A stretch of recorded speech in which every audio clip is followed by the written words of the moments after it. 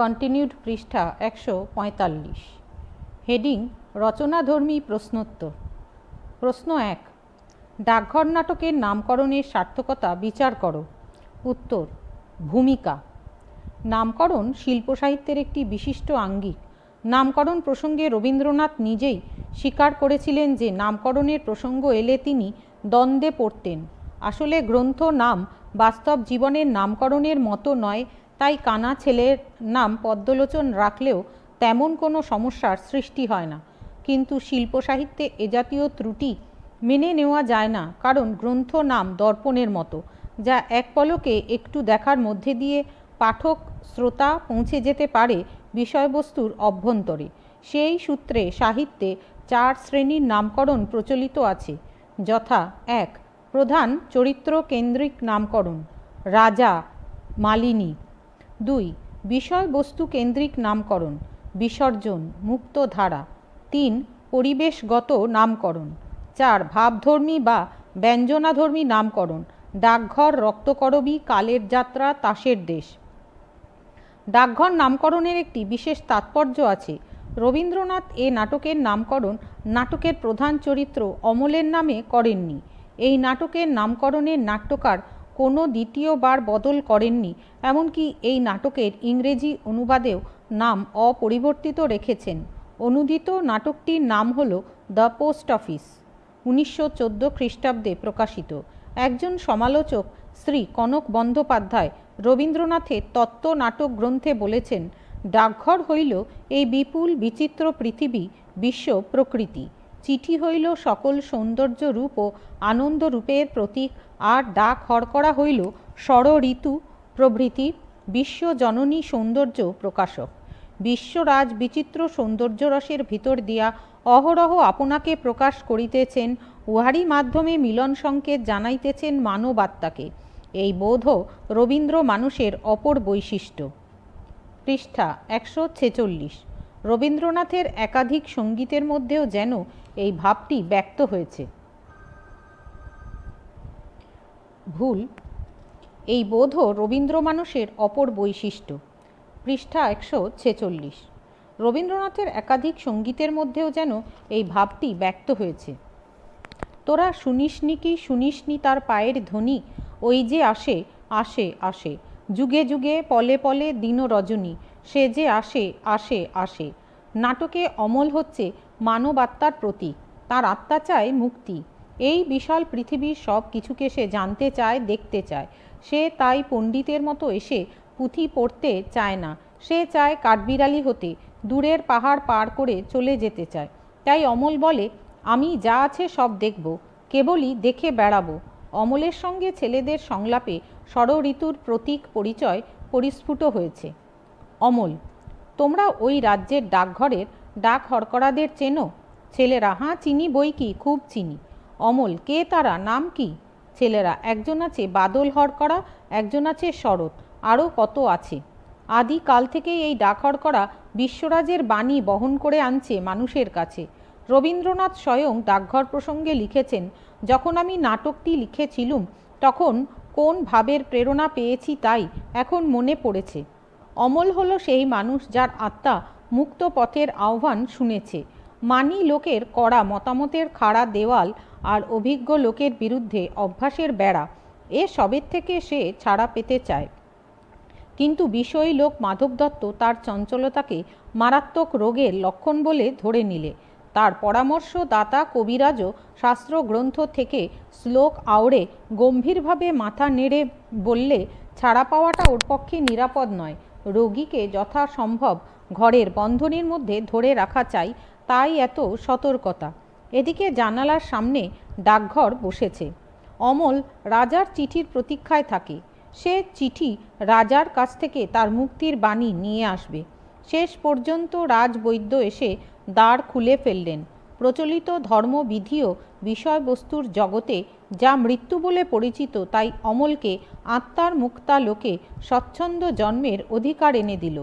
তাই সেই নবজন্মান্তরে একমাত্র জিনিস যা সঙ্গে পেল তা হল সুধার দেওয়া প্রেমের ফুলটি।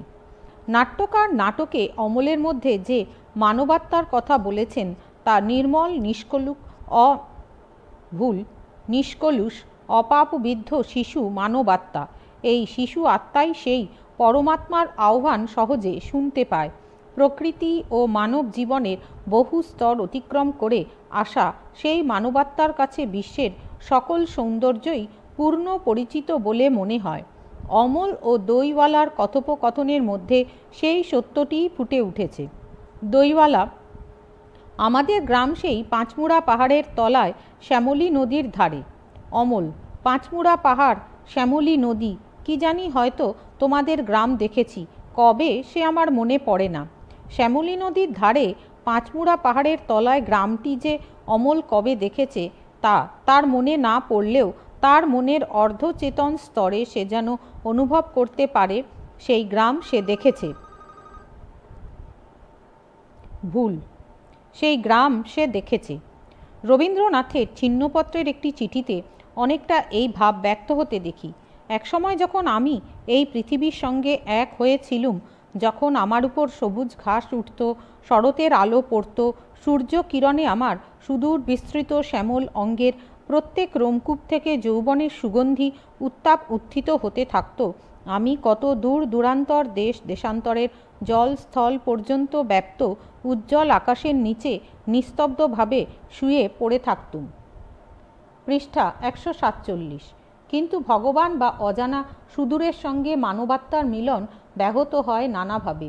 এই বাধা কখনো আসে শাস্ত্র সর্বস্ব কবিরাজের কাছ থেকে, কখনো বা মাধব দত্তের মতো বিষয়ী লোকের কাছ থেকে। আবার যারা ভগবানের অস্তিত্বে অবিশ্বাসী, সেই মোড়লও এই মিলনের পথে প্রতিবন্ধকতা সৃষ্টি করে। কিন্তু মানবাত্মা যখন পরমাত্মার সঙ্গে মিলিত হবার জন্য উন্মুখ হয়, তখন তার মিলন লিপির প্রতীক চিঠি সে একদিন পাবেই।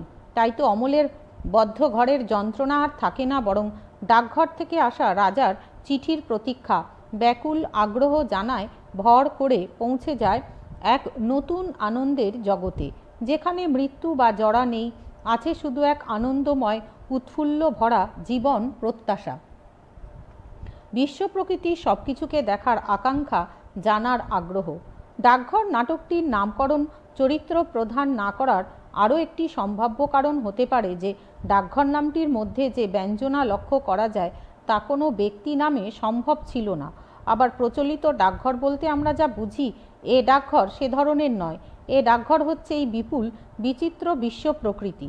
সেই ডাকঘরেরই ডাকঘর করা হতে চেয়েছে অমল। সে বলেছে, আমি দেখতে পাচ্ছি রাজার ডাকঘর করা পাহাড়ের ওপর থেকে একলা কেবলই নেমে আসছে। বাঁ হাতে তার লণ্ঠন, কাঁধে তার চিঠির থলি। কতদিন কত রাত ধরে সে কেবলই নেমে আসছে। ঠাকুরদার কল্পনা শক্তিও এখানে অমলের কাছে হার মেনেছে।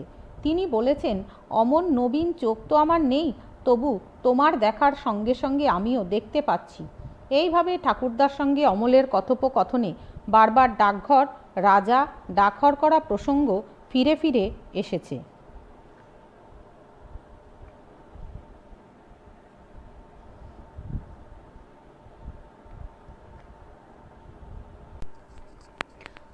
কন্টিনিউড পৃষ্ঠা 154। প্রশ্ন 5। ডাকঘর নাটকের সংলাপ বিচার করো। উত্তর: বাস্তব জীবনের দ্বন্দ্ব সংক্ষুব্ধ আলেখ্য দৃশ্য শ্রাব্য পাঠ্য শিল্পরূপী হলো নাটক, আর সে নাটকের প্রাণ হলো তার অ্যাকশন বা দ্বন্দ্ব। নাট্যকার বার্নার্ড শয়ের মতো দ্বন্দ্বশূন্য নাটক ব্যর্থ, আর এই দ্বন্দ্বই গড়ে ওঠে সংলাপের মধ্য দিয়ে। সংলাপ শুধু নাট্য দ্বন্দ্বই গড়ে তোলে না, তার মাধ্যমে নাটকের বিষয়, পরিবেশ, চরিত্র সব কিছুই প্রকাশিত হয়। যে সংলাপের মধ্য দিয়ে নাটকের চরিত্রগুলি পাঠক বা দর্শকদের সামনে স্পষ্ট হয়ে ওঠে, সেই সংলাপকেই আমরা সার্থক সংলাপ বলতে পারি। এছাড়াও সংলাপের আরও কতকগুলো বৈশিষ্ট্য রয়েছে। সেগুলি হলো: 1. সংলাপকে হতে হবে চরিত্রানুগ। 2. সংলাপকে হতে হবে পরিস্থিতির পরিপোষক। 3. ব্যঞ্জনাময় ও ইঙ্গিত ধর্মিতা হল সংলাপের আরেকটি গুরুত্বপূর্ণ বৈশিষ্ট্য। 4. চরিত্রের সংলাপ হবে সংক্ষিপ্ত, যথাযথ ও গতিশীল, যা পাঠক ও দর্শক মনকে আকৃষ্ট করবে সহজেই। 5. পূর্ববর্তী সংলাপের সঙ্গে পরবর্তী সংলাপের যোগসূত্র একান্তভাবে প্রয়োজন। উপরিউক্ত বৈশিষ্ট্যগুলি স্মরণে রেখে আমরা রবীন্দ্রনাথ ঠাকুরের রূপক সাংকেতিক নাটক ডাকঘরের সংলাপ নিয়ে পর্যালোচনা করব। ডাকঘর সম্পূর্ণ সংলাপ নির্ভর নাটক। যেহেতু এ নাটকে একটিও গান নেই, সুতরাং এ নাটকে সংলাপের একচ্ছত্র অধিকার। প্রত্যেকেই ভিন্ন ভিন্ন ভাষায় কথা বলেছে। নাটকের প্রথম দৃশ্যে মাধব দত্ত এবং কবিরাজের কথোপকথনের মধ্য দিয়ে মাধব দত্ত যে বিষয়ী লোক তার পরিচয় আমরা পেয়েছি এবং কবিরাজের মারাত্মক প্রভাব অমলের ওপর তার পরিচয়ও পাই। কবিরাজ শ্লোক আউড়ে যখন বলে খুব সাবধানে রাখতে হবে, কথা শুনে অমলের বাইরে বার হওয়া নিষেধ হয়ে যায়। এমনকি মাধব দত্ত মুক্তিকামী অমলকে ঘরের মধ্যে বন্দিত্ব অবস্থায় রেখে দেয়। প্রসঙ্গত নাটকের দ্বিতীয়াংশের সংলাপ বিশেষভাবে উল্লেখযোগ্য। এই দৃশ্যেই অধিকাংশ চরিত্রের উপস্থিতি লক্ষ্য করা যায়। এই দৃশ্যের প্রথমে আছে দইওয়ালা আর অমলের কথোপকথন। দইওয়ালার কথাবার্তায় প্রথমে আমরা ব্যস্ততা লক্ষ্য করি। দইওয়ালা: কেমন ছেলে তুমি, কিনবে না তো আমার বেলা বইয়ে দাও কেন? কিন্তু পরে দেখি দইওয়ালা তার ব্যস্ততা ভুলে মেজাজের স্পর্শ লেগেছে তার সংলাপে। অমলের সঙ্গে কথোপকথনে তার কণ্ঠে সহানুভূতির স্পর্শ লক্ষ্য করা যায়। তখন সে বলে, আহা বাছা, তোমার কি হয়েছে? অমল জানায়, আমি জানি নে, আমি তো কিছু পড়িনি, তাই আমি জানি নে আমার কি হয়েছে। তারপর সে দইওয়ালার গ্রাম সম্বন্ধে কৌতূহলী হয়ে ওঠে। তার কল্পনার পাখায় ভর করে দইওয়ালার গ্রাম সম্বন্ধে অনেক কথা বলে যায়, যার অনেকটাই দইওয়ালার কথার সঙ্গে মিলে যায়। তার মুখে নিজের গ্রামের বিবরণ শুনে অবাক না হয়ে পারে না। সে বলে, তুমি নিশ্চয় কোনো দিন সেখানে বেড়াতে গিয়েছিলে। অমল বলে, সত্যি বলছি দইওয়ালা, আমি একদিনও যাইনি। দইওয়ালার পরেই আসে প্রহরী। তার কথায় প্রথম দিকে ছিল পদমর্যাদার অহংকার। অমল যখন তাকে ডাকে তখন সে খুব প্রসন্ন মনে সাড়া দেয়নি। বলেছে, অমন ডাকাডাকি করছো কেন? আমাকে ভয় করো না তুমি? প্রহরী যদি তাকে ধরে নিয়ে যায়, একেবারে রাজার কাছে যদি নিয়ে যায়? অমল শুনে খুব খুশি হয়ে বলে, রাজার কাছে নিয়ে যাও না আমাকে।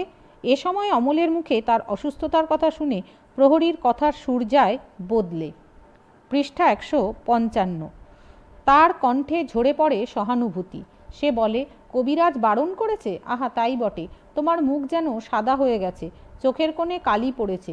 কিন্তু প্রহরীর কথা হিয়ালির মতো শোনায় যখন সে বলে, সময় বসে নেই, সময় কেবলই চলে যাচ্ছে। অমল জিজ্ঞাসা করে, কোথায় চলে যাচ্ছে, কোন দেশে? প্রহরী জানায় সে কথা কেউ জানে না। এরপর প্রহরীর সঙ্গে অমলের কল্প ভাবনার সাদৃশ্য। অমল: সে দেশ বুঝি কেউ দেখে আসেনি? আমার ভারী ইচ্ছে করছে ওই সময়ের সঙ্গে চলে যাই, যে দেশের কথা কেউ জানে না, সেই অনেক দূরে। প্রহরী: সে দেশে সবাইকে যেতে হবে বাবা। প্রহরীর কথা শুনে মনে হয় যে সে যেন কোনো সাধারণ প্রহরী নয়, সে একজন বড় দার্শনিক, ভাবুকও বটে। নাটকে মোড়লের সংলাপের মধ্য দিয়ে তার ব্যক্তি চরিত্রের বৈশিষ্ট্য ফুটে উঠেছে। মোড়ল শেষ পর্যন্ত তার উগ্রতা বজায় রেখেছে। তার ভাষায় ঠাট্টা, বিদ্রূপ, অকারণ রোষ প্রকাশ পেয়েছে। তাই অমল যখন অকপটে বলে যে তার নামে রাজার চিঠি আসবে, তখন মোড়ল মশাই প্রথমে কথাটা হেসেই উড়িয়ে দেয়। সে বলে, হা হা হা হা, এ ছেলেটা তো কম নয়, হা হা হা হা, রাজা তোমাকে চিঠি লিখবে? কিন্তু এরপরেই তার কথা বিদ্রুপাত্মক হয়ে ওঠে। তা লিখবে বই কি, তুমি যে তার পরম বন্ধু। কদিন তোমার সঙ্গে দেখা না হয়ে রাজা শুকিয়ে যাচ্ছে খবর পেয়েছি। অমল তার কথায় আহত হয়ে প্রশ্ন করে, মোড়ল মশাই, তুমি অমন করে কথা করছো কেন? তুমি কি আমার ওপর রাগ করেছো? তখন সে বিদ্রুপ করে বলে, বাসরে, তোমার ওপর রাগ করব এত সাহস আমার? রাজার সঙ্গে তোমার চিঠি চলে? এরপরেই সমস্ত রাগ গিয়ে পড়েছে মাধব দত্তের ওপরে। মনে মনে বলে, মাধব দত্তের বড় বার হয়েছে দেখছি, 2 পয়সা জমিয়েছে কি না, এখন তার ঘরে রাজা বাদশার কথা ছাড়া আর কথা নেই। অথচ অমলের এই চিঠি পাওয়ার আকাঙ্ক্ষার পিছনে মাধব দত্তের কোনো ভূমিকা নেই। তৃতীয় দৃশ্যে মোড়ল অমলের কাছে নিয়ে এসেছে অক্ষর শূন্য একটা কাগজ, যাকে রাজার বলে পরিচয় দিয়েছে। আবার এও জানিয়েছে রাজার জন্য যেন মুড়িমুড়কির ভোগ তৈরি করে রাখতে। পরিহাস ভরে যে কথা বলেছিল তাই শেষ পর্যন্ত সত্যে পরিণত হয়েছে। তবুও শেষ পর্যন্ত যেন মোড়লের সংশয় যায় না। সত্যকে যত আঘাত করে ততই তার নিজের অবিশ্বাসের প্রাচীর একটু একটু করে ভেঙে যায়। অমল যখন বলেছে, মোড়ল মশাই, তুমি তো আগেই বলে দিয়েছিলে রাজার সব খবরই তুমি রাখো, আমরা তো কিছুই জানতুম না, তখন মোড়ল যেন দ্বন্দ্বে পড়ে যায়। দ্বিতীয় দৃশ্যে মোড়লের কথার ঝাঁঝে স্নিগ্ধতার প্রলেপ দিতেই যেন সুধার আবির্ভাব। নাটকে সুধার ভূমিকা সংক্ষিপ্ত কিন্তু উপেক্ষণীয় নয়। তার কথাগুলো যেন তার পায়ের মলজোড়ার মতোই ঝমঝম করে বাজে। বলা বাহুল্য, সুধার সঙ্গে অমলের কথা বলতে খুবই ভালো লাগছিল, কিন্তু অমলের সঙ্গে কথা বলার অবসর সুধার নেই। তাকে ফুল তুলে এনে মালা গাঁথতে হবে। বেশি দেরি হয়ে গেলে বাগানে আর ফুল থাকবে না। তবে সে অমলকে একেবারে হতাশ করে না। বলে, আচ্ছা বেশ, তুমি দুষ্টুমি করো না, লক্ষ্মী ছেলে হয়ে এখানে স্থির হয়ে বসে থাকো। আমি ফুল তুলে ফেরবার পথে তোমার সঙ্গে গল্প করে যাব। পৃষ্ঠা 156। অমল, আমাকে ভুলে যাবে না?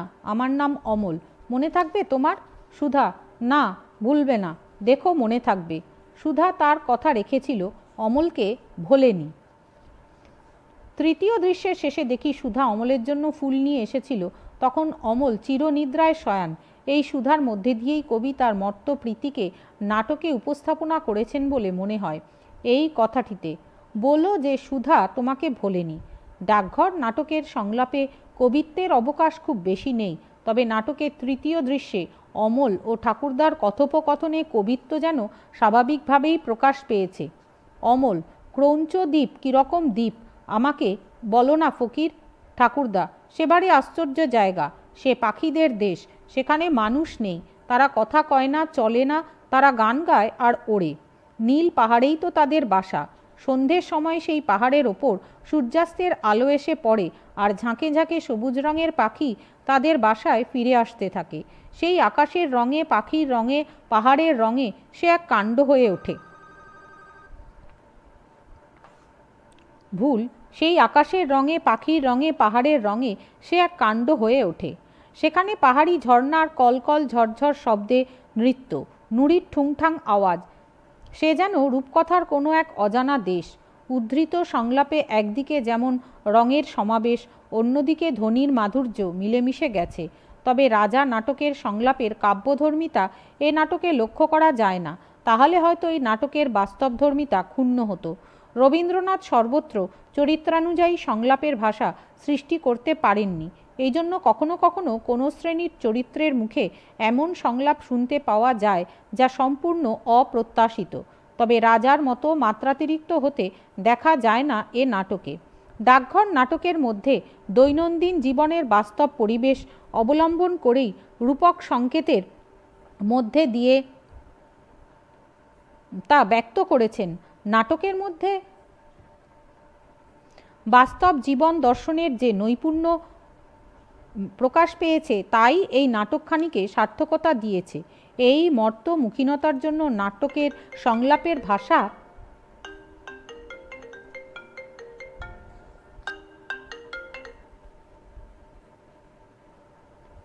ভুল এই মর্তমুখীনতার জন্য নাটকের সংলাপের ভাষা কাব্যধর্মী না হয়ে দৈনন্দিন জীবনের পরিভাষা হয়ে দাঁড়িয়েছে। প্রত্যক্ষ জীবনের যোগ থাকায় ডাকঘর নাটকের সংলাপের ভাষা হয়েছে বাহুল্য বর্জিত ও নিরলঙ্কৃত। পৃষ্ঠা 139। হেডিং, ডাকঘর, রবীন্দ্রনাথ ঠাকুর। বিষয়, অতি সংক্ষিপ্ত প্রশ্নোত্তর। প্রশ্ন 1, রবীন্দ্রনাথের ডাকঘর নাটকটি কত সালে প্রকাশিত হয়?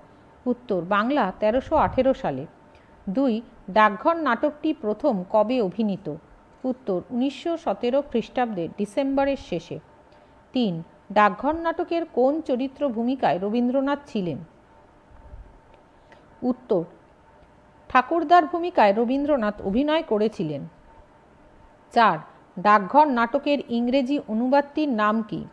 উত্তর, দ্য পোস্ট অফিস। 5, ডাকঘর নাটকে মূল কটি চরিত্র আছে? উত্তর, 4টি। 6, ডাকঘর নাটকটি কি জাতীয় নাটক? উত্তর, রূপক সাংকেতিক নাটক। প্রশ্ন 7, ডাকঘর নাটকে ডাকঘর, চিঠি, ডাক হরকরা, অমল কিসের প্রতীক? উত্তর, ডাকঘর বিশ্ব প্রকৃতি, চিঠি সকল সৌন্দর্য, ডাক হরকরা ষড়ঋতু, অমল মানবাত্মা। প্রশ্ন 8, ডাকঘরের সমকালে রবীন্দ্রনাথ যে নাটকটি লিখেছিলেন তার নাম কি? উত্তর, অচলায়তন। প্রশ্ন 9, রবীন্দ্রনাথ কোন নাটকের সঙ্গে রবীন্দ্র কোন নাটকের সঙ্গে ডাকঘর নাটকের সাদৃশ্য রয়েছে? উত্তর, রাজা নাটকের সঙ্গে। প্রশ্ন 10, বিদেশি কোন কবিতার সঙ্গে রাজা নাটকের সাদৃশ্য লক্ষ্য করা যায়? উত্তর, ওয়ার্ডসওয়ার্থের ওড অন ইমমর্টালিটি কবিতার আর্তের সঙ্গে অমলের সাদৃশ্য রয়েছে। প্রশ্ন 11, রাজা, অচলায়তন, ডাকঘর নাটক ত্রয়ের মধ্যে কি কি সাদৃশ্য রয়েছে? উত্তর, এই তিনটি নাটকের রচনাকাল এক অরূপ সাধনার যুগে নাটক তিনটি রচিত। তিনটি নাটকই রূপক সাংকেতিক নাটক। প্রশ্ন 12, রবীন্দ্রনাথ রচিত আর কোন গ্রন্থের সঙ্গে ডাকঘর নাটকের সাদৃশ্য রয়েছে? উত্তর, জীবন স্মৃতি। প্রশ্ন 13, ডাকঘর নাটকটির কাহিনী কোন ঋতুর পটভূমিতে লেখা? উত্তর, শরৎ ঋতু। প্রশ্ন 14, অমল রাজকবিরাজের কাছে কি প্রার্থনা করবে ঠিক করে রেখেছিল? উত্তর, অমল তাঁর ডাকঘরের হরকরা হবার প্রার্থনা করবে ভেবে রেখেছিল। তাহলে সে দেশে দেশে ঘরে ঘরে তাদের চিঠি বিলি করবে। প্রশ্ন 15, রাজকবিরাজ অমলের বাড়িতে কিসের ভোগ হবার কথা বলে দিয়েছেন? উত্তর, দূতের হাতে বলে দিয়েছেন এখানে মুড়ি মুড়কির ভোগ হবে। পৃষ্ঠা 140। প্রশ্ন 16, সুধা অমলকে বলে দেবার জন্য রাজকবিরাজকে কি বলেছিল? উত্তর, সুধা বলেছিল, সুধা তোমাকে ভোলেনি। প্রশ্ন 17, ঠাকুরদা কাকে অবিশ্বাসী বলেছিলেন? উত্তর, মাধব দত্তকে। প্রশ্ন 18, ডাকঘর রচিত হয় কবে? উত্তর, 1318 সালের ভাদ্র মাসের শেষে, ইংরেজি 1912 খ্রিস্টাব্দ। প্রশ্ন 19, ডাকঘর নাটকটি রবীন্দ্রনাট্যের কোন ধারায় ফেলা হয়েছে? উত্তর, রূপক সাংকেতিক নাটকের ধারায়। প্রশ্ন 20, ডাকঘর নাটকের মূল ভাব কি? উত্তর, সুদূরের জন্য ব্যাকুলতা অথবা পরমাত্মার সঙ্গে জীবাত্মার মিলনের অনুভব। প্রশ্ন 21, ডাকঘর নাটকে দুটি নারী চরিত্রের নাম লেখো। উত্তর, মাধব দত্তের স্ত্রী অমলের পিসি, যাকে নাটকে সরাসরি দেখা যায় না, অন্যজন সুধা শশীমালিনীর মেয়ে। প্রশ্ন 22, ডাকঘর নাটকের কতগুলি পুরুষ চরিত্র আছে? উত্তর, 3টি। প্রশ্ন 23, অমল ছেলেদের কি সম্বোধন করেছিল? উত্তর, ভাই বলে। প্রশ্ন 24, ডাকহরকরা শব্দের অর্থ কী? উত্তর, যারা চিঠি বয়ে নিয়ে যায়। প্রশ্ন 25, মাধব দত্ত কে? উত্তর, অমলের পিসেমশাই। প্রশ্ন 26, প্রহরীর কাজ কি? উত্তর, ঘণ্টা বাজিয়ে সকলকে সময় সম্পর্কে সচেতন করা। প্রশ্ন 27, নীল পাহাড়ে কারা থাকে? উত্তর, পাখিদের বাসা। প্রশ্ন 28, ঠাকুরদাকে অমল কি নামে জানে? উত্তর, ফকির। হেডিং, সংক্ষিপ্ত প্রশ্ন। প্রশ্ন 1, খুব সাবধানে রাখতে হবে, একথা কে কাকে বলেছে? বক্তা কাকে কেন সাবধানে রাখার জন্য বলেছে? উত্তর, কবিগুরু রবীন্দ্রনাথ ঠাকুর রচিত ডাকঘর নাটকে একথা কবিরাজ মাধব দত্তকে বলেছে। বক্তা মাধব দত্তের পোষ্যপুত্র অমলকে সাবধানে রাখার জন্য বলেছে, কারণ অমলের মনের চঞ্চলতাকে কবিরাজ ভারী শক্ত অসুখ বলে মনে করেছে। অমল সাধারণ ছেলের মতো নয়, তার সব কিছু দেখার আকাঙ্ক্ষা, জানার আগ্রহ, বাইরের প্রতি তার অত্যধিক আকর্ষণ, এসব কিছুকে অসুখের কারণ বলে মনে করেছে। তাই অমলের ভাগ্যায়ুকে দীর্ঘায়ু করার জন্য এই নির্দেশ দিয়েছে। পৃষ্ঠা 141। প্রশ্ন 2, আগে টাকা রোজগার করতুম, সে কেবল একটা নেশার মতো ছিল, না করে কোনো মতে থাকতে পারতুম না। কিন্তু এখন যা টাকা করছি সবই ওই ছেলে পাবে জেনে উপার্জনে ভারী একটা আনন্দ পাচ্ছি। একথা কে কাকে বলেছে? বক্তার বর্তমানে আনন্দ পাওয়ার কারণ কি? উত্তর, একথা বিষয়ী লোক মাধব দত্ত ঠাকুরদাকে বলেছে। মাধব দত্ত নিঃসন্তান লোক হলেও বিষয়াশয়ের প্রতি তার টান গভীর। তার স্ত্রীর গ্রাম সম্পর্কে এক ভাইপো অমলকে মাধব দত্ত পোষ্যপুত্র নিয়েছে। ছেলেবেলা থেকেই তার মা বাপ নেই। মাধব দত্ত অনেক কষ্ট করে পরিশ্রম করে উপার্জন করছে। সেই পরিশ্রমের ধন অন্য কেউ বিনা পরিশ্রমে ক্ষয় করবে এ কথা ভেবেই তার খারাপ লাগতো। তবুও ধন উপার্জন করা ছিল তার নেশা, না করে থাকতে পারত না।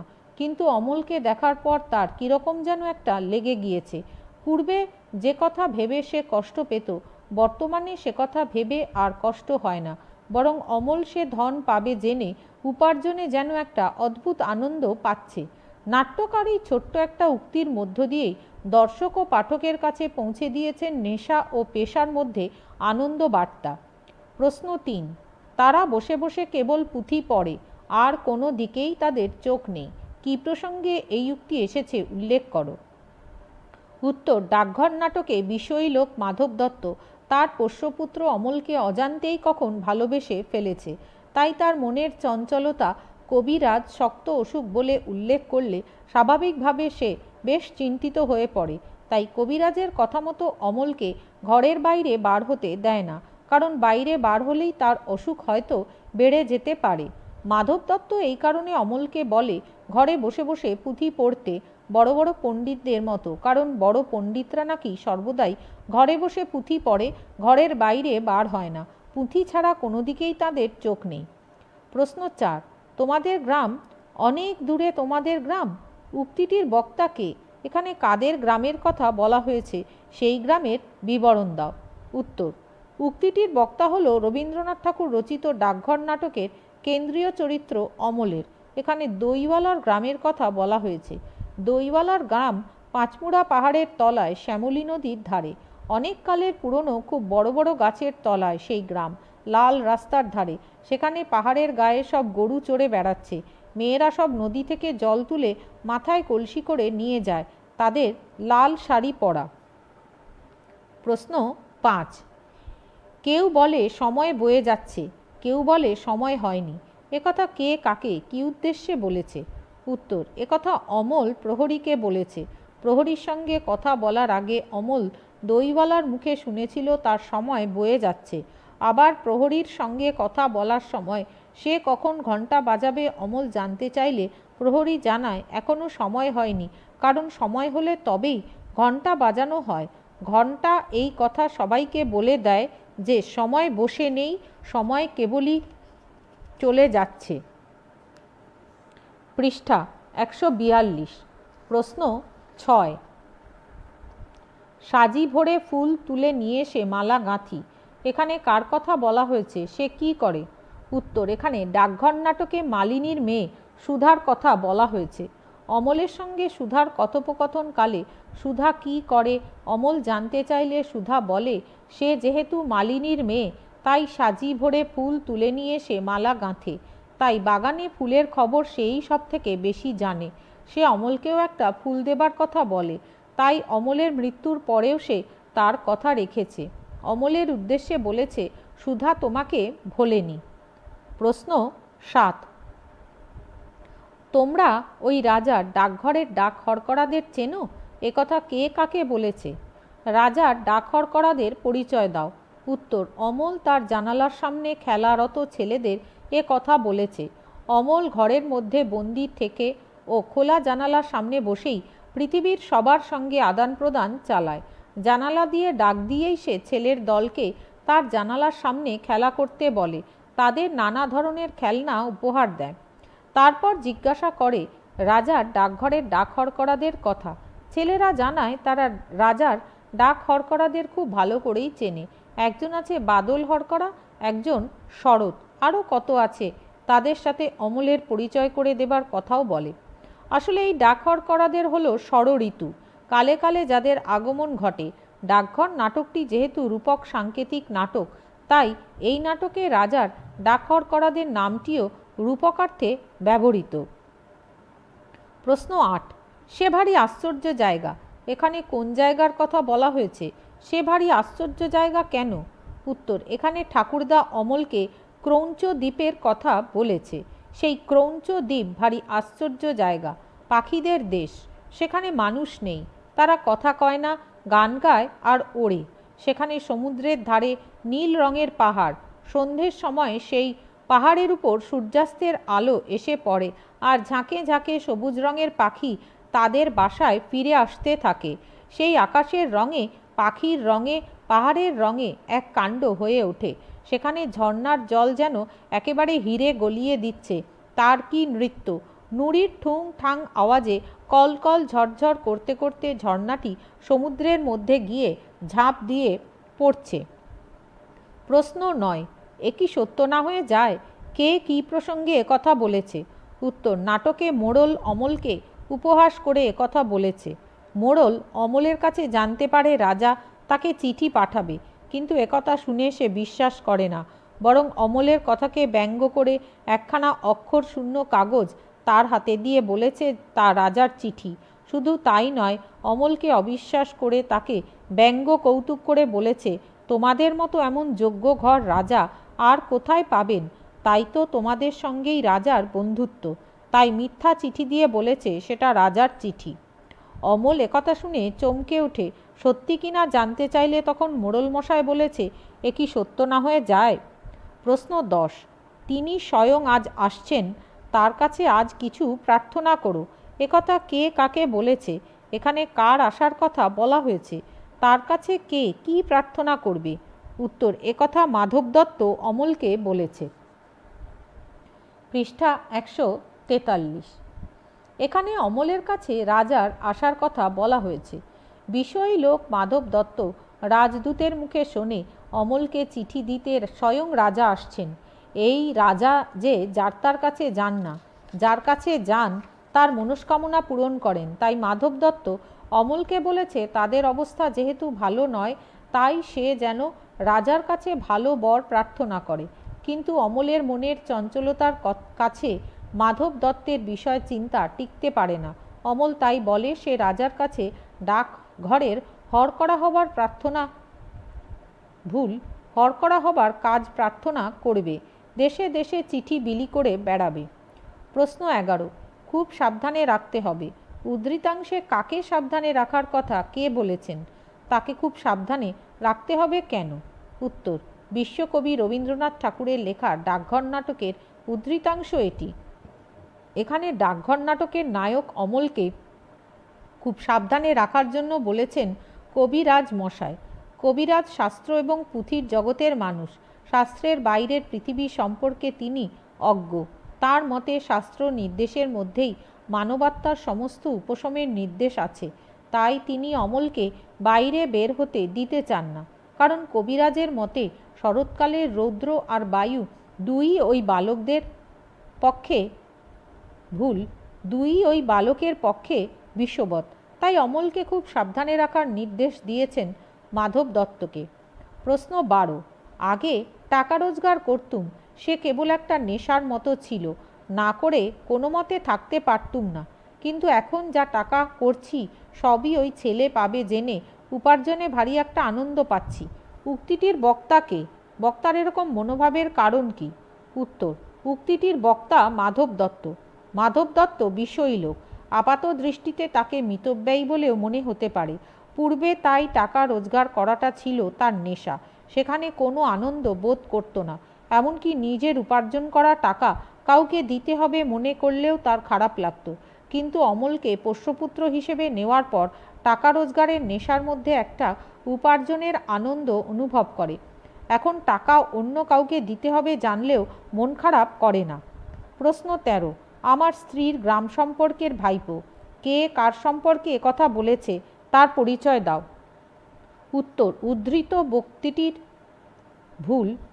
উদ্ধৃত উক্তিটির বক্তা হলেন মাধব দত্ত। সে অমল সম্পর্কে একথা বলেছে। আসলে মাধব দত্ত নিঃসন্তান, তাই স্ত্রী জেদ করেই অমলকে পোষ্যপুত্র হিসেবে গ্রহণ করে। অমল হল মাধব দত্তের গ্রাম সম্পর্কের ভাইপো। ছোটবেলা থেকেই অমল মা বাপ হারা। প্রশ্ন 14, কিন্তু এই ছেলেটিকে আমার যে কীরকম লেগে গিয়েছে। ছেলেটি কে? বক্তার একথা বলার কারণ কি? উত্তর, এখানে অমলের কথা বলা হয়েছে। বক্তা মাধব দত্ত ছিল নিঃসন্তান, তাই তার স্ত্রী একটা পোষ্যপুত্র নেবার জন্য ক্ষেপে উঠলেও সে তার বিরুদ্ধে ছিল।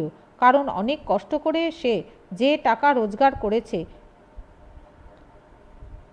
একদা পরের ছেলে এসে তার সেই বহু কষ্টার্জিত ধন বিনা পরিশ্রমে ক্ষয় করতে থাকবে ভাবলে তার মন খারাপ লাগতো। কিন্তু শেষ পর্যন্ত অমলকে পোষ্যপুত্র নিয়েছে, কারণ এই ছেলেটাকে তার কীরকম যেন ভালো লেগে গেছে। পৃষ্ঠা 144। প্রশ্ন 15, তারা বসে বসে কেবল পুঁথি পড়ে, আর কোনো দিকেই তাদের চোখ নেই। কারা বসে বসে পুঁথি পড়ে তাদের কোনো দিকে চোখ নেই কেন? উত্তর, মাধব দত্ত কবিরাজের কথা মতো অমলকে ঘরে আটকে রাখতে চায়, কিন্তু অমলকে আটকে রাখা সোজা নয়। তাই মাধব দত্ত অমলকে পুঁথি পড়া পণ্ডিতদের লোভ দেখায়, আরও জানায় বড় পণ্ডিতরা কেবল বসে বসে পুঁথি পড়ে, যা দেখে সবাই আশ্চর্য হয়ে যাবে। অমলও যেন ঘরে বসে পুঁথি পড়ে একজন পুঁথি পড়ে একজন বড় পণ্ডিত হয়ে ওঠে। প্রশ্ন 16, আমার মতো খ্যাপা আমি কালকে আর একজনকে দেখেছিলুম, দুই খ্যাপার পরিচয় দাও। উত্তর, এখানে প্রথম খ্যাপা বলতে বুঝিয়েছে অমলকে, আর দ্বিতীয় খ্যাপা হলো এক অচেনা ব্যক্তি, যার কাঁধে এক বাঁশের লাঠি, লাঠির আগায় একটা পুটুলি বাঁধা, তার বাঁ হাতে একটা ঘটি। পুরনো একজোড়া নাগরা জুতো পরে সেই মাঠের পথ দিয়ে পাহাড়ের দিকে যাচ্ছিল। প্রশ্ন 17, তোমাদের গ্রাম অনেক দূরে, তোমাদের গ্রাম, বক্তা কে? কাদের গ্রামের কথা বলেছে সেই গ্রামের পরিচয় দাও। উত্তর, বক্তা অমল এখানে দইওয়ালাদের গ্রামের কথা বলেছে। দইওয়ালার গ্রাম পাঁচমুড়া পাহাড়ের তলায়, শ্যামলী নদীর ধারে। সেখানে অনেক কালের পুরনো খুব বড় বড় গাছ লাল রাস্তার ধারে। পাহাড়ের গায়ে গরু চড়ে বেড়াচ্ছে, মেয়েরা লাল শাড়ি পরে নদী থেকে জল তুলে মাথায় কলসি করে নিয়ে যায়। এসবই অমলের কল্পনার চোখে দেখা। প্রশ্ন 18, চিঠি হয়তো আজই আসে কি কালই আসে, বক্তা কাকে এ কথা বলেছে? বক্তার এ কথার মধ্য দিয়ে কোন তাৎপর্য ধরা পড়েছে? উত্তর, এ কথা মোড়ল মশাই অমলকে বলেছে। মোড়ল অবিশ্বাসী, নাস্তিক। অমল রোজ রোজ জানলায় বসে তাকে ডাকলে তার আত্মাভিমানে লাগে, বিরক্ত বোধ করে, যেন ডাক হরকড়াকে বলে দেয় তার কথা। তখন মোড়ল মশাই তীব্র ব্যঙ্গ বিদ্রুপ করে বলেছে, চিঠি হয়তো এলো বলে আজ আসে কি কালই আসে। আসলে অমলের কথাকে তীব্র পরিহাস মনে করে উড়িয়ে দিয়েছে মোড়ল। প্রশ্ন 19, সুধা কে, তার পরিচয় দাও। উত্তর, ডাকঘর নাটকে শশীমালিনীর মেয়ে হলো সুধা। সুধা প্রত্যহ ঝমঝম মল বাজিয়ে সাজি নিয়ে যায় ফুল তুলতে, সেই ফুল নিয়ে এসে মালা গাঁথে আর বেনে বউ পুতুল নিয়ে খেলা করে। প্রশ্ন 20, তোমরা ওই রাজার ডাকঘরের ডাক হরকড়াদের চেনো? কে কাদের একথা জিজ্ঞাসা করেছে, দুজনের পরিচয় দাও। উত্তর, অমল জানলার ধারে খেলতে আসা ছেলেদের এ কথা বলেছে। ছেলের দল জানায় তারা রাজার ডাকঘরের ডাক হরকড়াদের চেনে। তাদের একজনের নাম বাদল হরকড়া, একজন শরৎ হরকড়া, এরকম কত আছে। প্রশ্ন 21, সে পাখিদের দেশ, সেখানে মানুষ নেই, তারা কথা কয় না, তারা গান গায় আর ওড়ে। এখানে কোন দেশের কথা বলা হয়েছে? অমল সে দেশের কথা জানল কিভাবে? উত্তর, এখানে ক্রৌঞ্চ দ্বীপের কথা বলা হয়েছে। অমল ফকিরের কাছে শুনেছে সেই ক্রৌঞ্চ দ্বীপের কথা। পৃষ্ঠা 145। প্রশ্ন 22, ক্রৌঞ্চ দ্বীপের ঝর্ণার পরিচয় দাও। উত্তর, ক্রৌঞ্চ দ্বীপের ঝর্ণা একেবারে হিরে গালিয়ে ঢেলে দিচ্ছে যেন, আর তার কি নৃত্য! নুড়িগুলো ঠুংঠাং করে বাজতে বাজতে কেবলই কলকল ঝরঝর করতে করতে ঝর্ণাটি সমুদ্রের মধ্যে ঝাঁপ দিয়ে গিয়ে পড়েছে। প্রশ্ন 23, অমল ঠাকুরদার কাছে কোন দেশের কথা শুনেছে? উত্তর, অমল ঠাকুরদার কাছে শুনেছে হালকা দেশের কথা, যেখানে কোনো জিনিসের কোনো ভার নেই, যেখানে একটু লাফ দিলেই অমনি পাহাড় ডিঙিয়ে চলে যাওয়া যায়। প্রশ্ন 24, প্রথমে ঘরের মধ্যে অবস্থায় অমলের দিন না কাটলেও এখন দিব্যি কেটে যায় কিভাবে? উত্তর, অমল ঠাকুরদাকে জানিয়েছে প্রথমে তাকে যখন ঘরের মধ্যে বসিয়ে রেখে দিয়েছিল তার মনে হতো দিন যেন ফুরোচ্ছে না, কিন্তু রাজার ডাকঘর দেখা অবধি এখন তার রোজই ভালো লাগে এটা ভেবে যে একদিন তার নামে চিঠি এসে পৌঁছাবে। এটা মনে করানোই খুব খুশি হয়ে চুপ করে বসে থাকতে পারে। প্রশ্ন 25, হা হা হা হা, এই যে তার চিঠি, এখানে কার চিঠির কথা বলা হয়েছে? বক্তা কাকে চিঠি দিয়েছে? উত্তর, এখানে অমলকে দেওয়া মোড়লের একখানা অক্ষরশূন্য কাগজের কথা বলা হয়েছে। বক্তা মোড়ল অমলকে পরিহাস করে রাজার চিঠির নাম করে একখানা অক্ষরশূন্য কাগজকে চিঠি বলে দিয়েছে। কন্টিনিউড। পৃষ্ঠা 147। রচনাধর্মী প্রশ্নোত্তর। প্রশ্ন 2, ডাকঘর নাটকের বিষয়বস্তু আলোচনা করো। উত্তর, ভূমিকা। নাটক হলো দৃশ্য, কাব্য, পাঠ্য, শিল্পকলা। নাটক জীবনের কাহিনীকে উপস্থাপন করে জীবনকে প্রভাবিত করে। বাংলা নাটকের জয়যাত্রা ক্ষীরোদ প্রসাদ হয়ে রামনারায়ণ তর্করত্ন, মধুসূদন দত্ত, ডিএল রায়ের হাত ধরে রবীন্দ্রনাথে এসে পৌঁছায়। রবীন্দ্রনাথ নাটক রচনার ক্ষেত্রে আঙ্গিক পরিবর্তন করেছিলেন নানাভাবে। যেমন কাব্যের সঙ্গে নাটকের মিশ্রণ ঘটিয়ে সৃষ্টি করেছেন কাব্যনাট্য, যেমন মালিনী, কর্ণকুন্তী সংবাদ ইত্যাদি। আবার রূপক ও সাংকেতিক এই দুই বিজাতীয় ভাবনার মেলবন্ধন ঘটিয়ে রচনা করেছেন রূপক সাংকেতিক নাটক, যেমন রথের রশি, রক্তকরবী রাজা ইত্যাদি। এছাড়াও তিনি গদ্য নাটক রচনাতেও কৃতিত্ব দেখিয়েছেন, যেমন বিসর্জন। এছাড়া চিরকুমার সভার মতো প্রহসনও রচনা করেছেন তিনি।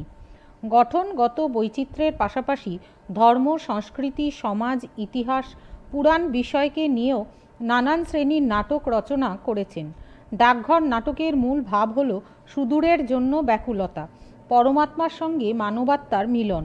রবীন্দ্র কবিতা পাঠক মাত্রই জানেন যে তিনি জীবনকে ও মৃত্যুকে কখনো স্বতন্ত্র করে দেখেননি। তিনি মৃত্যুকে জীবনেরই পূর্ণতর পরিণাম বলে মনে করতেন। রবীন্দ্র রচিত ডাকঘর নাটকটি 3টি খণ্ডে বিভক্ত। প্রথম অঙ্কের প্রথমাংশে অর্থাৎ নাটকের শুরুতেই আমরা দেখি বিষয়ী লোক মাধব দত্ত পোষ্যপুত্র অমলের চঞ্চলতাকে মারাত্মক রোগের ধরন বলে ধরে নিলে তার পরামর্শদাতা কবিরাজ ও শাস্ত্রগ্রন্থ থেকে শ্লোক আওড়ে গম্ভীরভাবে মাথা নেড়ে বললে ছাড়া পাওয়াটা অমলের পক্ষে নিরাপদ নয়।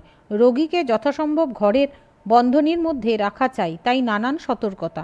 এ সময় ঠাকুরদার আবির্ভাব, যাকে কিনা বলা হয়েছে ছেলে খেপাবার সর্দার, তাই মাধব দত্ত তাকে দেখে ভয় পায়। তবে এই অংশেই আমরা দেখি অমলের সংস্পর্শে এসে বিষয়ী লোক মাধব দত্তেরও মতিগতির কিছু পরিবর্তন হয়েছে। পৃষ্ঠা 148। মাধব দত্ত: আগে টাকা রোজগার করতুম, সে কেবল একটা নেশার মতো ছিল, না করে কোনো মতে থাকতে পারতুম না। কিন্তু এখন যা টাকা করছি সবই ওই ছেলে পাবে জেনে উপার্জনে ভারী একটা আনন্দ পাচ্ছি। মাধব দত্ত অমলকে ঘরের গণ্ডির মধ্যে বসে বসে পুঁথি পড়ে বড় পণ্ডিত হওয়ার কথা বললে সে তখনই জানায় সে পণ্ডিত হতে চায় না, বরং এই বিশ্ব পৃথিবীর সর্বত্র যা কিছু আছে সব দেখব, কেবলই দেখে বেড়াবো। দ্বিতীয় অঙ্কে আমরা দেখি নির্মল নিষ্কলুষ অপাপবিদ্ধ শিশু অমলের মনের অধচেতন স্তরের পরিচয়। দইওয়ালার সঙ্গে কথোপকথনে সেই সত্যটিই ফুটে উঠেছে। দইওয়ালা: আমাদের গ্রাম সেই পাঁচমুড়া পাহাড়ের তলায় শ্যামলী নদীর ধারে। অমল: পাঁচমুড়া পাহাড়, শ্যামলী নদী, কি জানি হয়তো তোমাদের গ্রাম দেখেছি, কবে সে আমার মনে পড়ে না। সে দইওয়ালার কাছে শিখতে চায় তার দই বেচার সুর। প্রহরীর সঙ্গে কথোপকথন কালে আমরা জানতে পারি অমলের জানালার ওই পারে বসা নতুন ডাকঘরের কথা। সেই রাজার ডাকঘরে রাজার কাছ থেকে চিঠি আসার কথা। প্রহরীর কাজই হলো ঘণ্টা বাজিয়ে সবাইকে জানিয়ে দেওয়া বা বলে দেওয়া সময় বসে নেই, সময় কেবলই চলে যাচ্ছে। পরে মোড়লের অনুপ্রবেশে অমল মোড়ল মহাশয়ের কাছে জানতে চায় রাজার চিঠির কথা, কিন্তু মোড়ল মশাই উপহাস করে জানায়, মোড়ল: রাজা তোমাকে চিঠি লিখবে? তা লিখবে বই কি, তুমি যে তার পরম বন্ধু। কদিন তোমার সঙ্গে দেখা না হয়ে রাজা শুকিয়ে যাচ্ছে, খবর পেয়েছি। আর বেশি দেরি নেই, চিঠি হয়তো আজই আসে কি কালই আসে। মোড়ল মশায়ের প্রস্থানের পর অমলের কাছে এসে উপস্থিত হয় মালিনীর ছোট্ট মেয়ে সুধা। সে সাজি ভরে ফুল তুলে নিয়ে এসে মালা গাঁথে। তার পায়ে পড়া মলের ঝমঝম আওয়াজ অমলকে খুব আকৃষ্ট করে। সে অমলকে ভুলবে না বলে চলে যায়। এরপর ছেলের দলকে দেখতে পেয়ে অমল তাদের ডেকে বলে, আমার এই জানলার সামনে রাস্তায় দাঁড়িয়ে একটু খেলা করো, আমি একটু দেখি। সে বাইরে বের হতে পারবে না, কারণ কবিরাজের বারণ। ছেলের দলের কাছেই অমল জানতে পারে রাজার ডাকঘরের ডাক হরকরাদের নাম। একজন আছে বাদল হরকরা, একজন আছে শরৎ, আরও কত আছে। অমল তাদের জানায় সেই ডাক হরকরাদের কোনো একজনের সঙ্গে তার পরিচয় করিয়ে দেবার কথা। তৃতীয় অঙ্কে দেখি অমল শয্যাগত। শুয়ে শুয়েই সে ফকির বেশধারী ঠাকুরদার কাছে শোনে ক্রৌঞ্চ দ্বীপের কথা। ঠাকুরদা: সে ভারী আশ্চর্য জায়গা, সে পাখিদের দেশ, সেখানে মানুষ নেই। তারা কথা কয় না, তারা গান গায় আর ওড়ে। মাধব দত্ত এসব হেঁয়ালি বুঝতে না পেরে চলে যায়। অমল ঠাকুরদার কাছে চুপি চুপি জিজ্ঞাসা করে ডাকঘরে তার নামে রাজার চিঠি এসেছে কিনা। ঠাকুরদা জানান তার চিঠি রওনা হয়ে বেরিয়েছে, সে চিঠি এখন পথে আছে। অমল জানায় প্রথমে যখন তাকে ঘরে বসিয়ে রেখেছিল তার মন ছটফট করছিল, এখন ডাকঘর দেখে রোজই তার ভালো লাগে, ঘরে বসে বসেই ভালো লাগে। একদিন আমার চিঠি এসে পৌঁছাবে সে কথা মনে করলেই আমি খুব খুশি হয়ে চুপ করে বসে থাকতে পারি। এইভাবেই নাটক পরিণামের দিকে এগিয়ে গেছে। মোড়লমশাই একখানা অক্ষরশূন্য কাগজ অমলের হাতে দিয়ে ঠাট্টা করে বলেছে এই যে তাঁর চিঠি, এবং পরিহাস ভরে জানিয়েছে তিনি আজকালের মধ্যেই আমাদের বাড়িতে আসবেন। পৃষ্ঠা 149। তাঁর জন্য যেন মুড়িমুড়কির ভোগ তৈরি করে রাখা হয়। প্রসঙ্গত এই ভবিষ্যৎবাণী পরবর্তীকালে সত্যে পরিণত হয়েছে। তারপর রাজদূতের প্রবেশ, রাজকবিরাজের আগমন। দ্বার ভেঙে গেল, প্রদীপ নিভে গেল, ঘরের সমস্ত দরজা জানালা এক নিমেষে খুলে গেল। শোনা গেল অর্ধরাত্রে রাজা আসবেন। অমল ঠিক করল যে সে রাজার ডাকর করাদের কাজ প্রার্থনা করবে। এই অন্তিম পর্বেই রাজদূত বলেছে তিনি বলে দিয়েছেন তোমাদের এখানে মুড়িমুড়কির ভোগ হবে। তাই অমল বলেছে মোড়লমশাই তুমি তো আগেই বলে দিয়েছিলে রাজার সব খবরই তুমি রাখো, আমরা তো কিছুই জানতুম না। মোড়লমশাই সত্যকে যত আঘাত করে ততই তার নিজের অবিশ্বাসের প্রাচীর একটু একটু করে ভেঙে যায়, কারণ সে জানে যে অক্ষরশূন্য কাগজেই রাজার চিঠি আসে। সে চিঠির বাহ্যিক কোনো নিদর্শন নেই। তার আশা যে নিঃশব্দ গোপন, তিনি তো আগেভাগে জানিয়ে কাউকে দেখা দেন না। এরপরেই সেই অন্ধকার ঘরে অমল আস্তে আস্তে ঘুমে অচেতন হয়ে পড়েছে। সুধা অমলের আধখানা দরজা বন্ধ করে দিতে চেয়েছিল, তার সেই ক্ষণিক মোহটুকু অমলের ঘুমে আচ্ছন্ন হয়ে পড়ার পরেও রেখে গেল। সে বলল অমল যখন জাগবে তখন বলো যে সুধা তোমাকে ভোলেনি। নাট্যকার রবীন্দ্রনাথ অসাধারণ কৃতিত্বে তিনি তাঁর জীবননাট্যের নানা পর্বের বিচিত্র অভিজ্ঞতাগুলো এমন সরল একটি সূত্রের মধ্যে ভরে তুলতে পেরেছেন, কারণ জীবন, স্মৃতি ও ডাকঘর একই সময়ে প্রকাশিত হয়েছে।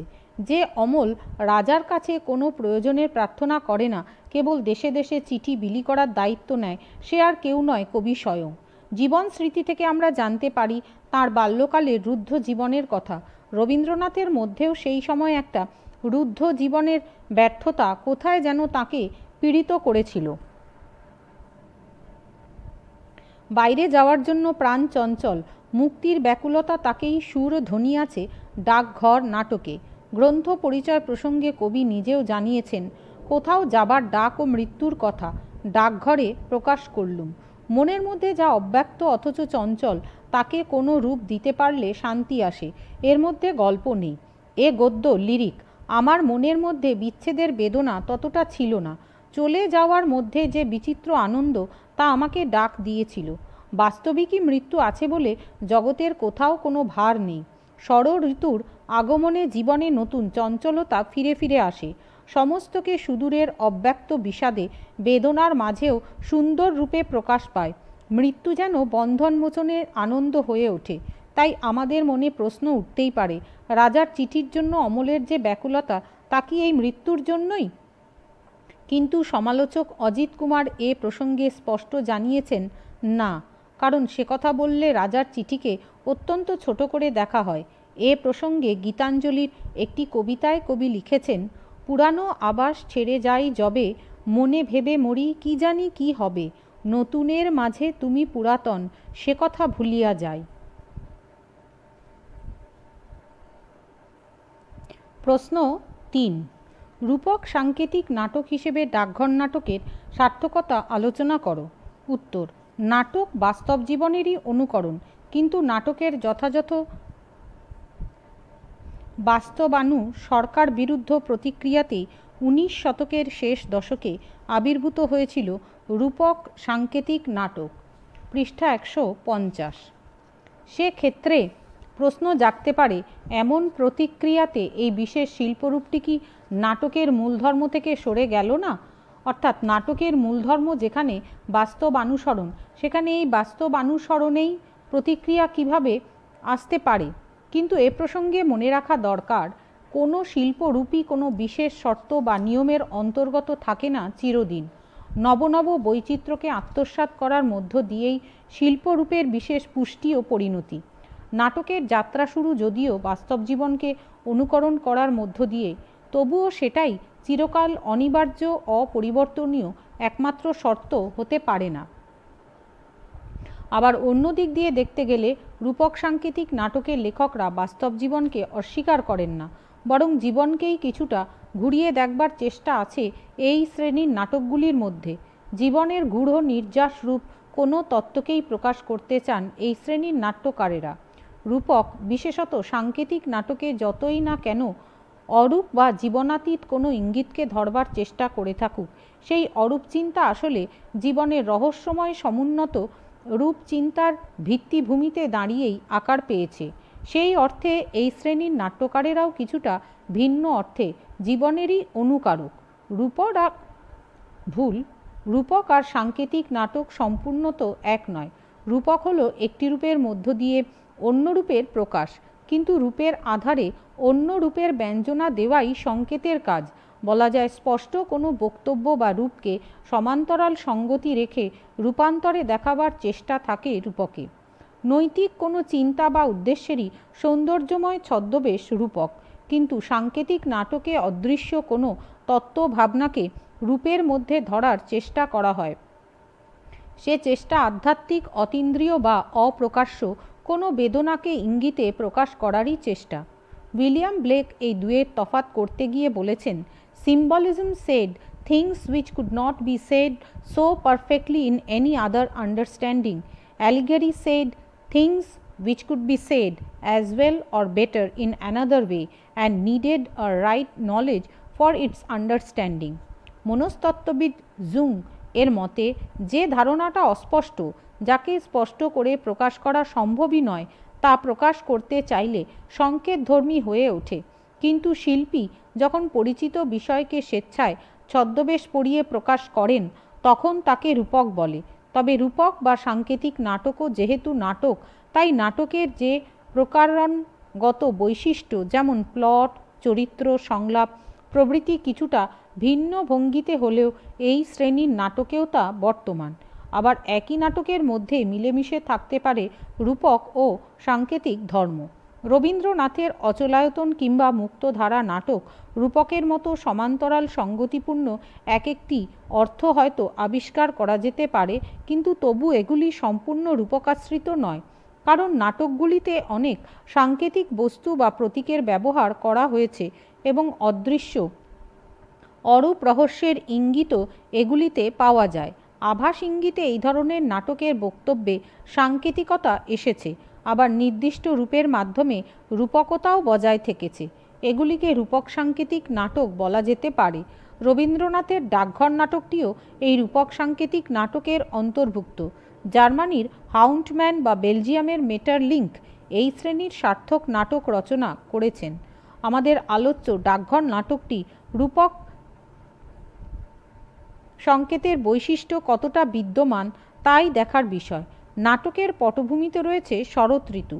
অমলের পিসেমশাই মাধব দত্ত বলেছেন, কবিরাজ বলেছে অমলের ওইটুকু শরীরে বাত, পিত্ত, শ্লেষ্মা যেরকম প্রজ্ঞাপিত হয়ে উঠেছে, তাতে আর বড় আশা নেই তার। একমাত্র ভুল, এখন একমাত্র উপায় তাকে কোনো রকমেই শরতের রৌদ্র আর বাতাস থেকে বাঁচিয়ে ঘরে বন্ধ করে রাখা। পৃষ্ঠা 151। প্রসঙ্গত উল্লেখ্য, ডাকঘর রচনার কালটিও শরৎ ঋতু। রাজার ডাকঘরের ডাক হরকরাদের নামটিও লক্ষ্য করার মতো। একজনের নাম বাদল, আরেকজনের নাম শরৎ। এই নাম দুটিও আমরা স্বরধাতুর প্রতীক হিসাবে পাই। সুতরাং দেখা যাচ্ছে প্রকৃতি ও সংকেত এই নাটকে একটি বিশিষ্ট স্থান নিয়েছে। অমলের বিভিন্ন উক্তির মধ্য দিয়ে একথা স্পষ্ট হয়ে উঠেছে। বিষয়ী লোক মাধব দত্ত অমলকে অনেক পুঁথি পড়ে পণ্ডিত হওয়ার কথা বললে সে স্পষ্ট জানিয়েছে যে সে পণ্ডিত হতে চায় না, বরং আমি যা আছে সব দেখব, কেবলই দেখে বেড়াবো, কিংবা আমার ভারী ইচ্ছে করছে ওই সময়ের সঙ্গে চলে যাই, যে দেশের কথা কেউ জানে না সেই অনেক দূরে, সব কিছুকে নির্বিচারে মেনে না নিয়ে নিজের মনের কথাই ব্যক্ত করেছে অমল। এ যেন অচলায়তনে এর পঞ্চক চরিত্রের সঙ্গে তুলনীয়। সমালোচকের মতে অমল পঞ্চকেরই স্ফুটতর সংস্করণ, অধিকতর করুণ। অমলের নানা উক্তির মধ্যেও রয়েছে অচিনপুরের ইশারা। অমল দইওয়ালাকে বলেছে, দইওয়ালার গ্রাম অনেক দূর, 5 মুড়া পাহাড় শ্যামলী নদীর ধারে, অনেক পুরনো কালের খুব বড় বড় গাছের তলায় তোমাদের গ্রাম, একটি নানা রঙের রাস্তার ধারে। অমলের মনের অর্ধচেতন স্তরের অনুভব আমাদের এক জগতে নিয়ে যায়। এছাড়া মাধব দত্তকে মৃত্যু শয্যায় শুয়ে যখন বলেছে, এখন আমি এইখানেই শুয়ে থাকবো, কিচ্ছু করব না, কিন্তু যেদিন আমি ভালো হব সেই দিনই আমি ফকিরের মন্ত্র নিয়ে চলে যাব নদী পাহাড় সমুদ্রে, আমাকে আর ধরে রাখতে পারবে না। অমল ঠাকুরদার কথোপকথনেও তার পরিচয় পাই।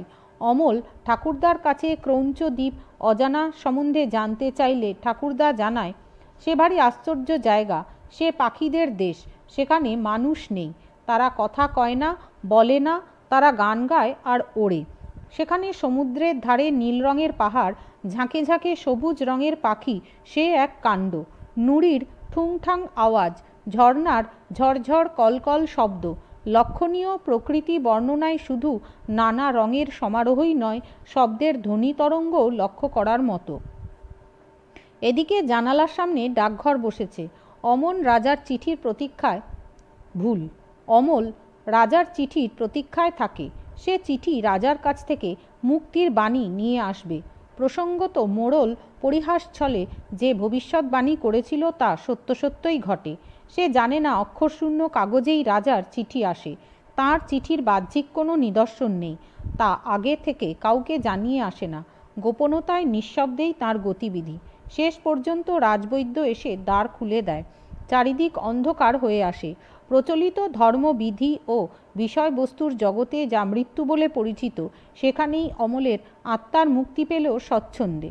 প্রসঙ্গক্রমে 1921 সালের 4 জুন (21 জ্যৈষ্ঠ 1328) রবীন্দ্রনাথ বন্ধু অ্যান্ড্রুসকে পত্রে জানিয়েছেন, Amal represents the man whose soul has received the call of the open road.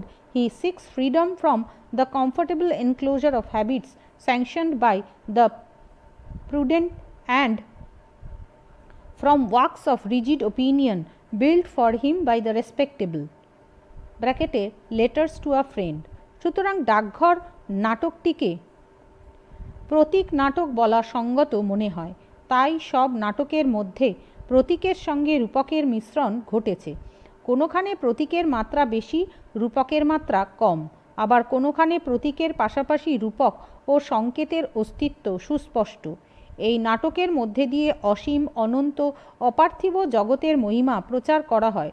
পরমাত্মার সঙ্গে মানবাত্মার মিলন, মুক্তির আকাঙ্ক্ষা সবকিছু রূপকের প্রতীকের সাহায্যে কবি পাঠক দর্শকের সামনে ফুটিয়ে তুলেছেন। পৃষ্ঠা 152। সব দিক বিচার করে ডাকঘর নাটকটিকে আমরা রবীন্দ্রনাথ ঠাকুরের লেখা একটি সার্থক রূপক সাংকেতিক নাটক হিসেবে চিহ্নিত করতে পারি।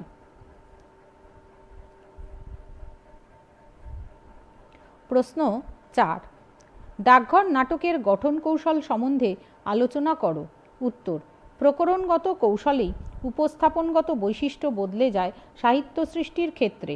সেই সূত্রেই অনেক শ্রেণীতে বিভক্ত হয়ে থাকে আধুনিক সাহিত্য, যেমন প্রবন্ধ, নাটক, কাব্য, উপন্যাস ও ছোট গল্প। নাটক শিল্প সাহিত্যের এমন রূপ যা শুধু সমাজ জীবনের কাহিনীকেই উপস্থাপন করে না, জ্ঞান দানের পাশাপাশি পাঠক ও দর্শক মনের মনোরঞ্জন এবং আলোড়িত ও আন্দোলিত করে। সেই সূত্রে অন্যান্য সাহিত্যের শাখা থেকে নাটক একটু ভিন্নতর, কারণ অন্যান্য শাখায় দৃশ্যরূপ নেই। তাই মঞ্চসজ্জার পাশাপাশি আলোকসজ্জা, কুশীলব, সঙ্গীত, বাদ্যযন্ত্র ইত্যাদি উপাদানের প্রয়োজন হয়ে থাকে। তা চরিত্রদের সংলাপের মাধ্যমে কাহিনীকে উপস্থাপন করে।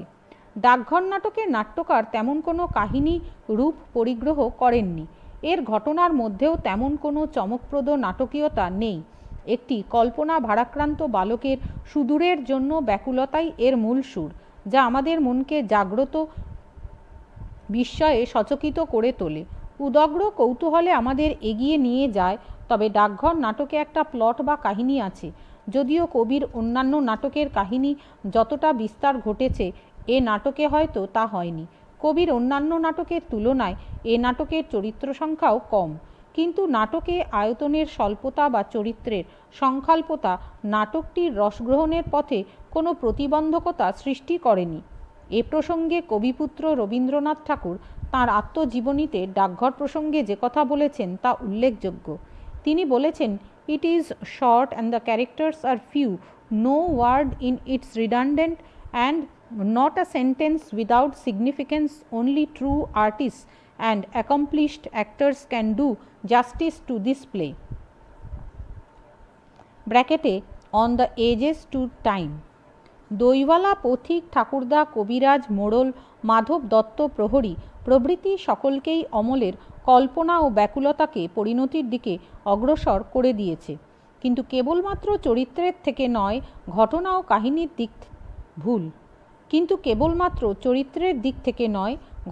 কাহিনীর দিক থেকেও এর নাটকীয়ত্ব আছে কিনা তা বিচার্য। সাধারণত নাটকে ঘটনার পর ঘটনা সাজিয়ে নাট্যরসের সৃষ্টি ও গতিবেগের সঞ্চার করা হয়। ডাকঘর নাটকে বহির্দ্বন্দ্ব অপেক্ষা অন্তর্দ্বন্দ্ব বেশি। বাহিরের দ্বন্দ্ব বিক্ষোভ ঘাত প্রতিঘাত যতখানি কম, অন্তরের নীরব রহস্যময়তা ততখানি অধিক। তাছাড়া বাইরের ঘটনা সন্নিবেশের দিক থেকেও ডাকঘরের মধ্যে নাটকীয় লক্ষণের অভাব নেই। নাটকের প্রথম দৃশ্যেই আমরা নাটকের প্রধান চরিত্রগুলিও তাদের বিশিষ্ট চিত্তবৃত্তির সঙ্গে পরিচিত হই। মাধব দত্ত, কবিরাজ, ঠাকুরদা, অমল এদের সংলাপের ভিতর দিয়ে নাট্যকার এই চরিত্রগুলোকে আমাদের কাছে প্রকাশ্য করে তোলেন এবং একই সাথে চরিত্রের পরিণতির আভাসও পাই। মাধব দত্ত: আগে টাকা রোজগার করতুম, সে কেবল একটা নেশার মতো ছিল, না করে কোনো মতে থাকতে পারতুম না, কিন্তু এখন যা টাকা করছি সবই ওই ছেলে পাবে জেনে উপার্জনে ভারী একটা আনন্দ পাচ্ছি। মাধব দত্তের এই উক্তিতে সে যে বিষয়ী লোক এবং তার অর্থ সচেতনতার পরিচয় পাওয়া যায়। নাটকে ঠাকুরদাকে বলা হয়েছে ছেলা খেপাবার সর্দার। ঠাকুরদা অমলকে নানান দূরদেশের গল্প শোনায়, সেই ক্রৌঞ্চ দ্বীপ যেখানে পাহাড়, নদী, সমুদ্র, ঝর্ণা, নুড়ির ঠুংঠাং আওয়াজ যা অমলের মনকে দূর দেশে উড়িয়ে নিয়ে যায়। তবুও অমলের কল্পনাশক্তির কাছে ঠাকুরদা শেষ পর্যন্ত হার মেনেছে। পৃষ্ঠা 153। অন্যদিকে কবিরাজ অমলের চঞ্চলতাকে মারাত্মক রোগের লক্ষণ বলে নিয়ে শাস্ত্রগ্রন্থ থেকে শ্লোক আওড়ে গম্ভীরভাবে মাথা নেড়ে বলল, ছাড়া পাওয়াটা ওর পক্ষে নিরাপদ নয়। রোগীকে যথাসম্ভব ঘরের গণ্ডির মধ্যে আটকে রাখার নির্দেশ দিলেন। নাটকের দ্বিতীয়াংশে মালির মেয়ে সুভাকে দেখি, যে অমলের মনের আধখানা জানালা বন্ধ করে দিতে চেয়েছিল। সেই সুভাও অমলের মৃত্যুর পর বলেছে যে সুধা তোমাকে ভোলেনি। তাছাড়া নাটকে অমলের কল্পনা শক্তি জানার আকাঙ্ক্ষা, তার অবচেতন মনের গতিবিধি আমাদের চমক লাগিয়ে দেয়। নাটকে 3টি দৃশ্য দেখানো হয়েছে। প্রথম দৃশ্যে বিশ্বের বাহির হবার ব্যাকুলতাকে নাট্যকার পরিস্ফুট করেছেন। দ্বিতীয় দৃশ্যে এই ব্যাকুলতা দইওয়ালা, প্রহরী ও সুধার দ্বারা এবং আংশিকভাবে মোড়লমশাইয়ের দ্বারা তীব্রতায় পরিণত হয়। রাজার ডাকঘর বসেছে শুনে তার চিঠির আশা অমলের চিত্তকে উদ্বেল করে তোলে। তখনও পর্যন্ত কবি রোম্যান্টিক বিচিত্র স্বপ্ন ও কল্পনায় তাঁর মন মুগ্ধ। তারপর তৃতীয় দৃশ্যে সকল বিচিত্র স্বাদ আকাঙ্ক্ষার অবসান হয়ে গিয়ে কেবলমাত্র একটি প্রত্যাশায় শান্ত স্থৈর্যে অবনত হয়ে প্রতীক্ষা করতেই ভালো লাগে। বাইরের উদ্বেলতা যায় কমে, ধীরে ধীরে চোখের পাতা বন্ধ হয়ে আসে, ঘর অন্ধকার হয়ে যায়, কথা কইতে আর ইচ্ছে করে না। তবে কি রাজার চিঠি আসবে না? অন্তরের নিস্তব্ধ নীরবতায় প্রতীক্ষা ঘনিয়ে ওঠে। তারপরে সে হাজির হয় রাজদূত। রাজকবিরাজের আবির্ভাবে চরম পরিণতি ঘনিয়ে আসে, কিন্তু রবীন্দ্রনাথের মর্তপ্রীতি শেষ মুহূর্তেও সুধাকে ভুলতে পারেনি। তার কথাতেই নাটকের পরিসমাপ্তি। বাইরের দিক থেকে অমলের কাহিনী অতি সংক্ষিপ্ত, কিন্তু তার অন্তরের ক্রমবিকাশ ও পরিণতি সৃষ্টিতে নাট্যরসের সার্থক সৃষ্টি হয়েছে। সুতরাং এদিক দিয়েও ডাকঘর নাটকে রূপক সাংকেতের মধ্য দিয়ে সার্থক নাটক সৃষ্টি করেছেন। তবে নাট্যশাস্ত্রে যে ত্রিবিধ ঐক্যের কথা বলা হয়েছে, নাট্যকার সেই প্রথা সবসময় অনুসরণ করেননি হয়তো। আসলে রবীন্দ্রনাথ প্রথাগত নাট্যকৌশলের বাইরের তার নাটকে সার্থকতা সৃষ্টি করতে সচেষ্ট হয়েছেন। নাট্য সাহিত্যের ঐতিহাসিক ও সমালোচকরা রবীন্দ্রনাথের সাংকেতিক নাটকের বৈশিষ্ট্য সম্বন্ধে আলোচনা করতে গিয়ে বলেছেন, তাহার নাটকের সাংকেতিক অর্থ না বুঝিলেও নাটকের দৃশ্যগত রস গ্রহণ করিতে কোনো ব্যাঘাত হয় না। রাজা, ডাকঘর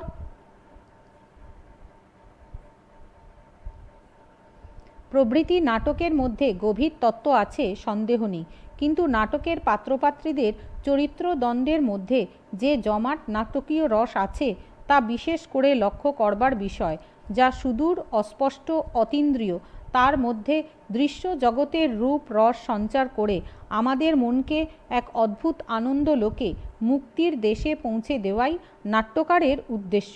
সেই উদ্দেশ্য সৃষ্টি করতে কবি সার্থক হয়েছেন। প্রসঙ্গত ডাকঘর নাটকের আরও একটি বৈশিষ্ট্য লক্ষ্য না করে উপায় নেই, তা হলো এই যে রবীন্দ্রনাথের অন্যান্য রূপক সাংকেতিক নাটকে গান থাকলেও একমাত্র ডাকঘর নাটকেই তিনি একটি গানও রচনা করেননি। যদিও পরবর্তীকালে নাটকের অভিনয়কালে গানের ব্যবহার করা হয়েছিল, কিন্তু মূল নাটকে একটিও গান নেই। রবি জীবনী লেখক প্রশান্ত কুমার পাল জানিয়েছেন, শারদোৎসব, রাজা, অচলায়তন প্রভৃতি নাটকে রবীন্দ্রনাথ পরবর্তীকালে একাধিকবার ব্যাপক পরিবর্তন করেছিলেন, কিন্তু ডাকঘরের অভিনয়কালে কয়েকটি গান যোগ ছাড়া আর কোনো বদল ঘটাননি। এমনকি এই নাটকের ইংরেজি অনুবাদের নাম রেখেছেন দ্য পোস্ট অফিস। মৃত্যুর মধ্যে দিয়েই বন্দিত্ব ঘুচে যায়, মানবাত্মা আত্মিক ব্যাধিমুক্ত হয়, পরমাত্মার সঙ্গে মিলনে এক নতুন জগতে নতুন রূপ মুক্তি লাভ করে। নাটকের শেষে সেই মুক্তি লোকে পৌঁছে যাওয়ারই ইঙ্গিত।